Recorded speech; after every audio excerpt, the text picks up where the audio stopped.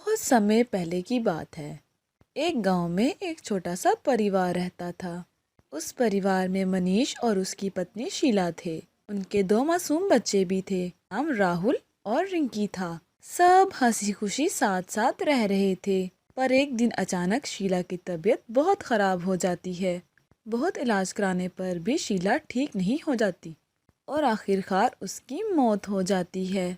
शीला की मौत के बाद उसके बच्चे बिल्कुल अकेले रह जाते हैं। इसलिए मनीष मीना नाम की औरत से दूसरी शादी कर लेता है। शुरू शुरू में मीना बच्चों को बहुत प्यार करती है, पर धीरे धीरे उसका असली रूप बाहर आ जाता है। वो बच्चों को दिन रात डांटने लगती है और कभी कभी तो उनको मारती भी है। एक रात राहुल और रिंकी आपस में बात करते हैं। दीदी, ये दूसरी माँ कितनी बुरी है ना। क्यों ना हम इसकी सारी सच्चाई बाबा को बता दें। कोई फायदा नहीं है राहुल, वो हमारी बात पर यकीन ही नहीं करेंगे। मैं ऐसा करके देख चुकी हूँ। उनको लगता है हम झूठ बोल रहे हैं और दूसरी माँ को घर से भगाना चाहते हैं। पता नहीं राहुल, खुदा क्या चाहता है हमसे। खैर, सब ऐसे ही चलता रहता है।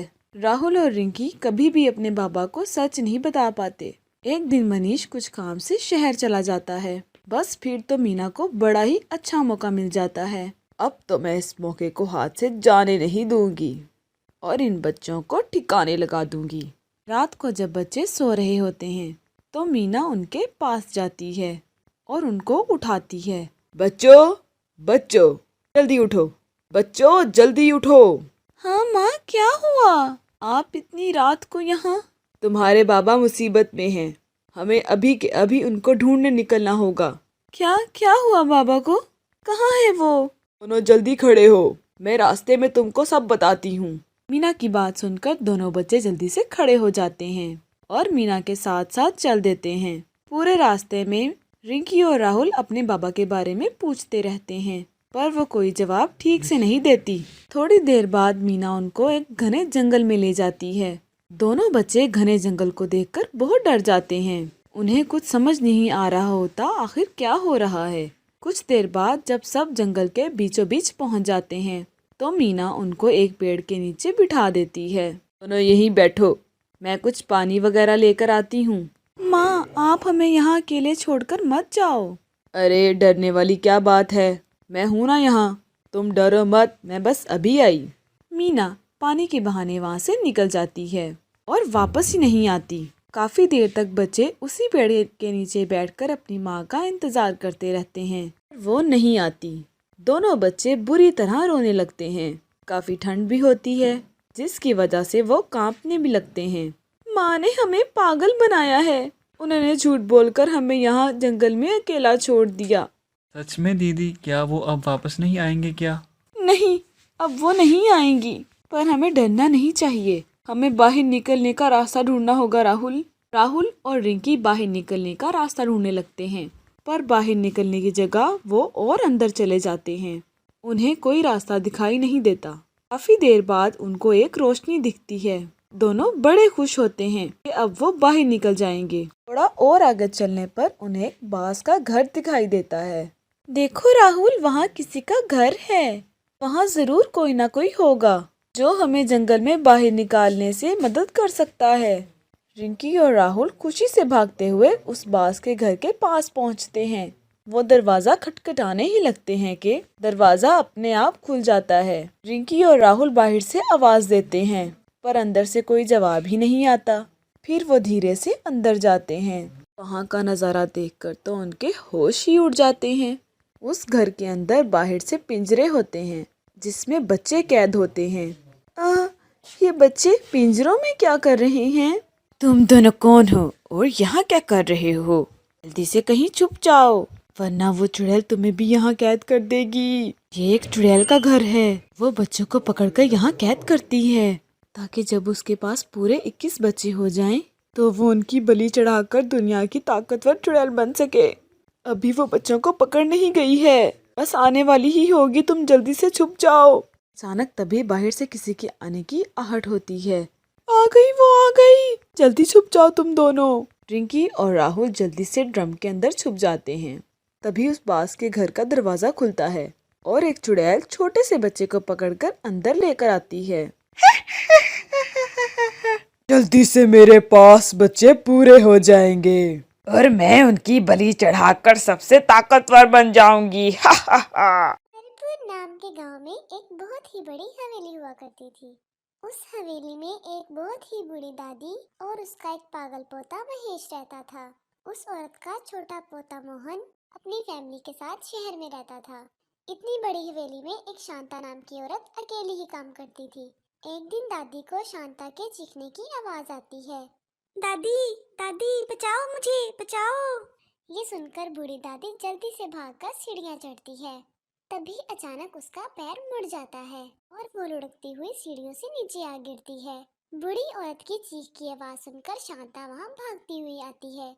दादी, दादी ये क्या हुआ आपको? ये आप कैसे गिर गई? शांता जल्दी से दादी को उसके कमरे में लेके जाती है और डॉक्टर को फोन करती है। डॉक्टर आके देखता है तो पता लगता है कि दादी को काफी गहरी चोट आई है। देखिए, आपको बहुत गहरी चोट लगी है और इसलिए आपको दवाई के साथ थोड़ा आराम भी करना होगा। ऐ खुदा, बैठे बैठे क्या मुसीबत लग गई मुझको। आखिर आप सीढ़ियों से गिरी तो कैसे गिरी? अरे मुझे तो ऊपर से तेरे चीखने की आवाज आई। लगता है जानबूझकर ही मुझे नीचे गिराने के लिए उसने ऐसा किया है। आपको ध्यान रखना चाहिए दादी, ये आजकल कुछ ज्यादा ही खतरनाक होती जा रही है। चाहे कुछ भी हो जाए आप ऊपर न जाना। दादी बिस्तर पर पड़ी पड़ी बहुत बोर हो रही थी। तभी अचानक शहर से उसके छोटे बेटे का फोन आ जाता है। आपने इतनी बड़ी बात मुझसे कैसे छुपाई? अभी रीना और बच्चों को लेकर आपके पास आ रहा हूँ। तब तक आप अपना अच्छे से ध्यान रखना, ओके? नहीं बेटा, उसकी कोई जरूरत नहीं है। तुम यहाँ मत आओ। यहाँ शांता है ना मेरा ध्यान रखने के लिए। मैं अब आपकी एक नहीं सुनूंगा। मैं कल आ रहा हूँ बस। मोहन की बात सुनकर तो दादी और परेशान हो जाती है, जैसे वो चाहती ही ना हो कि मोहन वहाँ आए। अरे दादी, आपने ये क्या कर दिया? आपको ये बात मोहन को नहीं बतानी थी। अब देखो वो कल अपनी फैमिली के साथ आ रहा है। अब आप उसे ऊपर जाने से कैसे रुकेंगी? अब मेरे मुंह से निकल गया तो निकल गया। अब आने दे उसे। हम दोनों मिलकर सोच लेंगे कि क्या करना है। और वैसे भी वो 1-2 दिन में चला जाएगा। हम दोनों मिलकर सोच लेंगे कि क्या करना है। वैसे भी उसका काम धंधा भी तो है ना। अगली सुबह मोहन हरिपुर के लिए निकल पड़ता है। कुछ ही घंटों में वो दादी के पास पहुंच जाते हैं। बच्चे तो इतनी बड़ी हवेली देखकर खेलने निकल जाते हैं। मोहन और रीना दादी से मिलने जाते हैं कि तभी महेश वहां जाके उनके सामने खड़ा हो जाता है।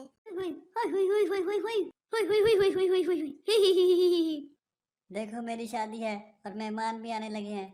तुम लोग मेरी दुल्हन से मिलके जरूर आना। वो वो ऊपर है, ऊपर है, ऊपर है। हाँ ठीक है, अभी तुम अंदर जाओ। तुम्हें अपनी दवाई भी तो लेनी है ना। चलो जाओ अंदर। चलो जाओ यहाँ से, कुछ भी बोलते रहते हो। शांता की बात सुनकर महेश नाराज होकर अंदर चला जाता है। मनोज और रीमा को महेश की हालत देखकर झटका सा लगता है। ये महेश भैया को क्या हुआ है? जब यहाँ मैं कुछ साल पहले आया था तो वो सब ठीक थे, और ये क्या शादी शादी दुल्हन दुल्हन बोले जा रहे हैं।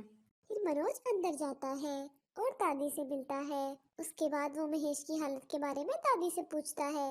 बेटा, अब मैं क्या बताऊं। एक दिन महेश छत पे खड़ा किसी की बारात जाते देख रहा था तो अचानक जाने कैसे उसका पैर फिसला और वो नीचे गिर गया। उसके सर में इतनी गहरी चोट लगी कि वो पागल ही हो गया। बस तभी से शादी और दुल्हन जैसी बातें करने लगा है। ये तो बहुत ही बुरा हुआ है महेश भैया के साथ। लेकिन अब अगर उनका शहर से अच्छा इलाज करवाएंगे तो देखना वो बिल्कुल ठीक हो जाएंगे। हाँ हाँ, क्यों नहीं, ये तो अच्छी बात है। इस तरह बातें करते करते काफी रात हो जाती है और फिर सबको नींद आने लगती है। शांता वहाँ आती है और उनको सोने को कहती है। हाँ हाँ ठीक है, मैं ऊपर वाले अपने फेवरेट कमरे में ही सोऊंगा। नहीं नहीं, ऊपर नहीं, नीचे। वो ऊपर अभी सफाई हुई नहीं है ना, इसलिए। मनोज दादी की बात मान जाता है और नीचे के कमरे में ही सो जाता है। बच्चे भी उनके साथ वाले कमरे में सो जाते हैं। जब सब गहरी नींद में होते हैं, रात के करीब 12 बज रहे होते हैं। तभी अचानक रिंकू को किसी के रोने की आवाज आती है। रिंकू इधर उधर देखता है पर वहाँ कोई भी नहीं होता। के बाद वो आवाज को ध्यान से सुनने की कोशिश करता है। आवाज ऊपर से आ रही होती है। इसके ऊपर जरूर कोई दूसरा कमरा है जिसमें कोई रो रहा है। रिंकू ऊपर देख ही रहा होता है कि अचानक छत में चुड़ैल का हाथ निकलकर बाहर आ जाता है। वो हाथ आहिस्ता आहिस्ता रिंकू की तरफ बढ़ रहा होता है और उसे अपनी तरफ बुला रहा होता है। रिंकू की तो डर के मारे हालत बुरी हो जाती है। वो बड़ी मुश्किल से चिल्लाकर टीना को उठाता है और उसे वो चुड़ैल का हाथ दिखाता है, पर तब तक वो हाथ गायब हो चुका होता है। टीना को लग रहा होता है कि रिंकू उसे डराने के लिए सब कुछ कर रहा है, इसलिए उसकी बात को वो झूठ समझती है और वापस सो जाती है। रिंकू भी डर कर सो जाता है और अगली सुबह उस बात को डरावना ख्वाब समझकर भूल जाता है। अगली रात फिर रिंकू के साथ वही होता है। फिर से वो हाथ छत से निकलकर बाहर आ जाता है और रिंकू को अपनी तरफ बुलाने लगता है। मुझे मत मारो, मुझे छोड़ दो। टीना, टीना उठो, टीना उठो, प्लीज मुझे बचा लो, प्लीज। रिंकू डर के मारे पीछे चलता रहता है। उसका पैर वहाँ पड़े गमछा पर पड़ता है और वो बड़ी बुरी तरह फिसलता है। रिंकू का सर फर्स्ट पे लगने ही वाला था कि उस चुड़ैल का हाथ रिंकू को पकड़ लेता है और रिंकू को चोट से बचा लेता है। उसके बाद वो हाथ दोबारा रिंकू को अपनी तरफ बुलाने लगता है। इसने तो मुझे चोट लगने से बचाया है, मतलब ये किसी अच्छी चुड़ैल का हाथ है जो शायद मुझे मारना नहीं चाहती बल्कि मेरी मदद जरूर चाहती है। रिंकू को डर तो लगता है मगर वो उस चुड़ैल के हाथ को पकड़ लेता है और चुड़ैल उसे ऊपर खींच लेती है। वो एक अंधेरे कमरे में खड़ा होता है और उसके सामने एक चुड़ैल होती है। चुड़ैल को देखकर रिंकू की हालत बुरी हो जाती है। चुड़ैल, तू तो चुड़ैल है, ये मुझे मार डालेगी। और ये मैं कहाँ आ गया? ये किसका कमरा है? और तुमने मुझे ऊपर खींचा है ना? प्लीज प्लीज मुझे छोड़ दो, मुझे जाने दो। नहीं, कभी नहीं। अब तुम्हें मुझे यहाँ से आजाद करना होगा, तभी मैं तुम्हें छोड़ूंगी। आजाद? पर कैसे? और तुम्हें यहाँ कैद किसने किया? उस बुढ़िया ने जिसका पैर मैंने तोड़ दिया। वो तो मेरी परदादी है और वो तुम्हारे साथ ऐसे क्यों करेंगी? वो तो बहुत अच्छी है। अच्छी? और वो उसकी वजह से आज ये मेरी हालत है, वरना मैं आज महेश के साथ खुश रह रही होती। चुड़ैल की बात रिंकू को जरा भी समझ में नहीं आती। वो तो बस बाहर जाने की जिद करता रहता है पर चुड़ैल उसे कहीं भी बाहर न जाने देती। अब अगले दिन सब रिंकू को ढूंढने लगते हैं पर रिंकू का तो कुछ पता ही नहीं चलता। दादी और शांता अच्छे से समझ आते हैं कि ये उस चुड़ैल का काम है, पर अब उन्हें समझ नहीं आता कि वो सबको क्या बोले और रिंकू को कैसे बचाएं। अब बस एक ही जगह ढूंढने के लिए बचती है और वो होती है ऊपर वाला कमरा। मनोज ऊपर जाने लगता है तो शांता उसे रोक देती है और बहाने लगाने लगती है। आखिर तुम लोग मुझे ऊपर क्यों नहीं जाने देते? ऊपर जाने में दिक्कत ही क्या है? मेरा बच्चा खोया है, मैं ऐसे हाथ पर हाथ रख के नहीं बैठ सकता। मुझे रिंकू को जाके ढूंढना होगा। फिर मनोज जिद करके ऊपर चला जाता है और उसे शांता अब दरवाजा नहीं खोलने देती। उसे कमरे में से रिंकू की आवाज आती है। वो तो अब किसी की बात सुनने को तैयार ही नहीं होता और कमरे का दरवाजा तोड़ देता है। कमरे के अंदर चुड़ैल और रिंकू को देखकर टीना और मनोज की सांसें अटक जाती हैं। मुझे पता था मेरे ऐसा करने से कोई ना कोई दरवाजा खोलेगा और मैं आजाद हो जाऊंगी। और मुझे उस दादी से अपनी मौत का बदला भी लेना है। मेरे बच्चे को छोड़ दो। और ये तुम मेरी दादी को लेके क्या क्या बोली जा रही हो? दादी बताओ ना, ये आपको ऐसे लेकर क्या बोली जा रही है? अचानक वहाँ महेश भी आ जाता है और वो उस चुड़ैल के पास जाने की जिद करने लगता है। उसे उस चुड़ैल से जरा भी डर नहीं लगता। मेरी दुल्हन, मेरी दुल्हन, मेरी दुल्हन। ये सब यहाँ पर क्या चल रहा है? कोई हमें सच सच बताओ। अब तुझे सबको सच सच बताना ही होगा। जब तू सबको सच सच बताएगी तो तभी मैं रिंकू को छोड़ूंगी, वरना मैं रिंकू को मार डालूंगी। नहीं नहीं, मैं सबको सच बताती हूँ। ये चुड़ैल महेश की होने वाली बीवी थी। मैं इसे बिल्कुल पसंद नहीं करती थी क्योंकि ये बहुत ही गरीब घर की थी, पर महेश ने मेरे खिलाफ जाकर शादी कर ली और मैंने एक दिन मौका देखकर इसे इसके ही कमरे में आग जलाकर मार दिया।